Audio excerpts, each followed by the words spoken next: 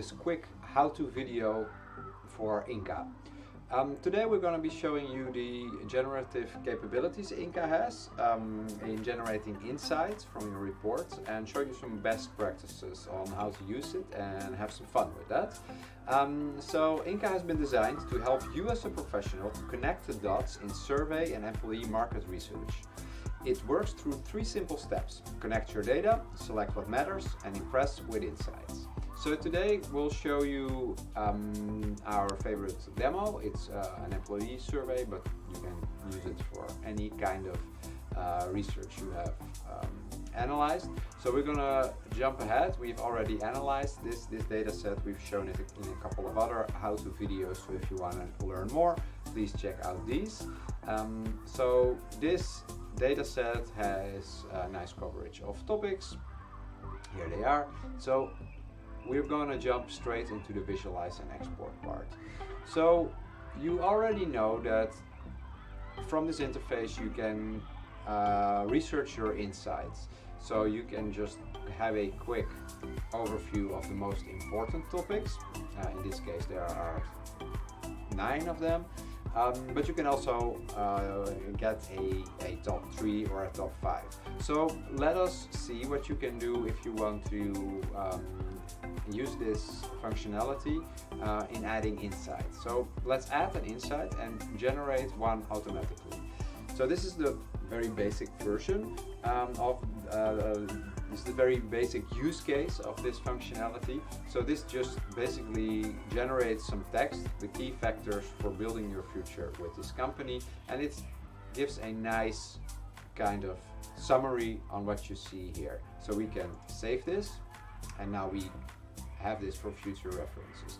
If we want to narrow this a little bit down, it's also possible to say, well, let's just pick our top 3 topics: salary, training and development, and teams and colleagues. So let's pick salary, training and development, and teams and colleagues.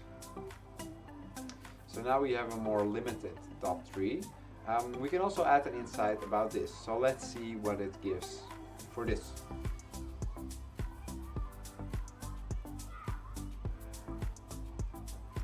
So this already gives us a more narrowed down analysis on our key insights, focusing only on the top 3.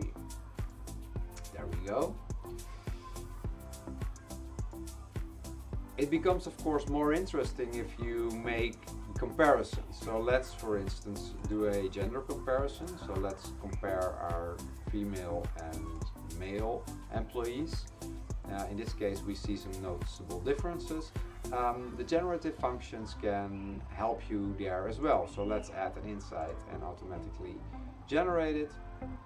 And here you can see that the communication and transparency is important, and for the male employees the stability and financial security is more important. So this gives a very powerful tool for you to immediately draw some conclusions on what you see here. Here it's pretty obvious, you can see it yourself, but the generative AI just provides this for you if you want to. So let's save this one as well. Let's be careful with this functionality, because if you make nonsensical comparisons, of course you get exactly what you want. So if I'm selecting female in the age category of this, and I compare them just to these 3 job categories, I now have a comparison with this turned off, and I just made a comparison between females between the age of 40 and 45 and 3 different job functions. So this is not a very good comparison, it doesn't make a lot of sense, but if I hit the add insights button, it will just generate an insight for me and talk a little bit about the differences within these groups.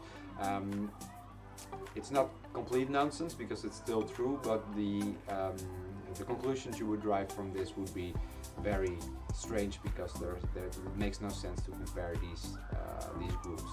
So it's possible to dive deeper. So if I would like to make a comparison for this specific group, I could of course say, well, I want to compare my female employees who are above 35 and compare them to the younger ones to see if there's a difference.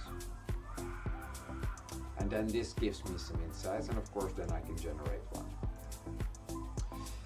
So the best practice here is to explore a little bit and to see if you see any statistical differences between these groups, and then use the automatically generate insights function only when you have seen that there's something which is noticeable and worth presenting. Do not go around and just make selections and generate out of nothing, because it will just provide you with nonsensical text.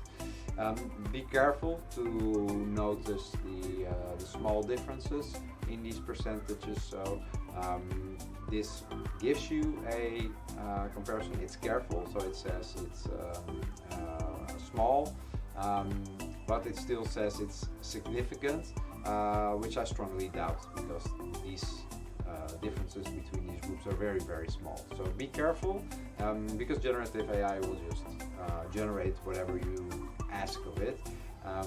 So please notice that. That's all for this short tutorial. I hope this will help you make your reporting easy. I hope it will also give you some good guidelines on what to do and what not to do. If you have any further questions, please reach out to us, and let's start analyzing this data. Bye.